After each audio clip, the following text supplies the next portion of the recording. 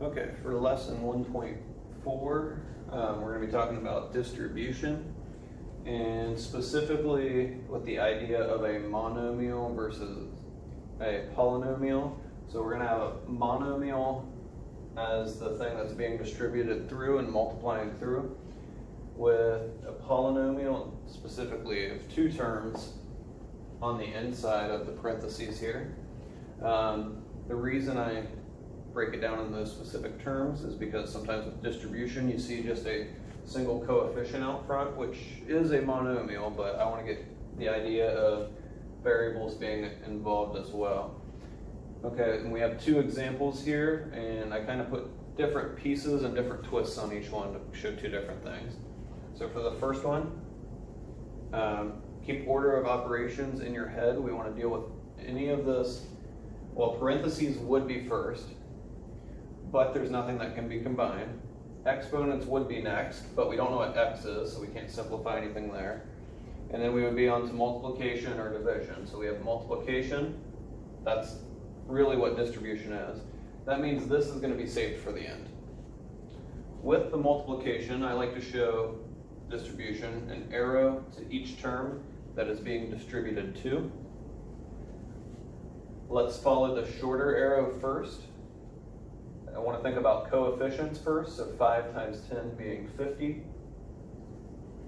And then if I have a variable, I'm just going to go down the row to that variable, and I have an x here, which is technically to the first power if I don't see anything. And I have nothing here, or x to the 0th power, if you want to think about it that way. So if I have 1 outside and none on the inside, I'm only going to have 1 after I multiply. Since I went through every piece of this term, I'm ready to move on to my next arrow. And I'm going to start over. So coefficient times coefficient, 5 times -3 is -15. Then I move down to my variable, x to the first power and x to the 4th. When you multiply things that have the same base, only when you multiply or divide, that exponent's going to change. And when you multiply, they add together. So I'm going to get x to the 5th power then. And then finally, I haven't touched this part yet, so it's going to stay the same. Now at this point, I have 50x to the 1st minus 15x to the 5th plus 2x, this is technically the first power. If I'm simplifying these expressions, I need to combine like terms. So the first and the last term are like terms because they have not only the same variable, but the same exponent. This is an x, but that different exponent throws it off. So when I say a like term, it has to be exactly alike.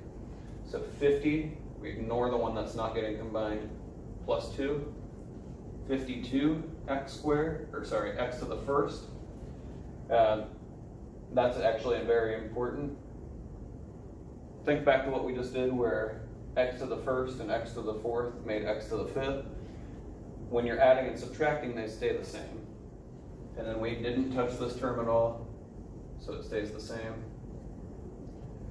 Now there are no like terms left, so this would be the very most simplified version of that expression. Moving on to the second example, I'm going to treat it the same way, except if you notice there's a second variable involved. I still want to do distribution though, and I'm going to follow my shorter arrow first. So coefficients first, I'm still just going down the line. 3 times 4 gives me 12. Move down to the line to the y's. Y squared and y give me y to the 3rd power. So that's a 2 and a 1 make 3. And then because I have another variable, I just keep going down the line. Z and z make z squared. So 1 and 1 make 2 for the exponent. If I had more than 2 variables, I could have every letter and I would just keep going down the list. Now that I've went through all of them, I follow my next distribution arrow. So just back to the start, coefficients, 3 times 2 gives me 6. Y squared and y to the 5th make y to the 7th. There's a z on this outside term, but nothing on the inside, so it's like 1 and 0 make 1. Now, although these are y and z as the base for each of these, the exponent part is different, so there's not any like terms here. So this would be the most simplified version. So hopefully this helps with distribution and shows that you're allowed to have a combining step at the end, and you can have multiple variables and variables on the outside that are being distributed through. So all those are possible. Hopefully this helps.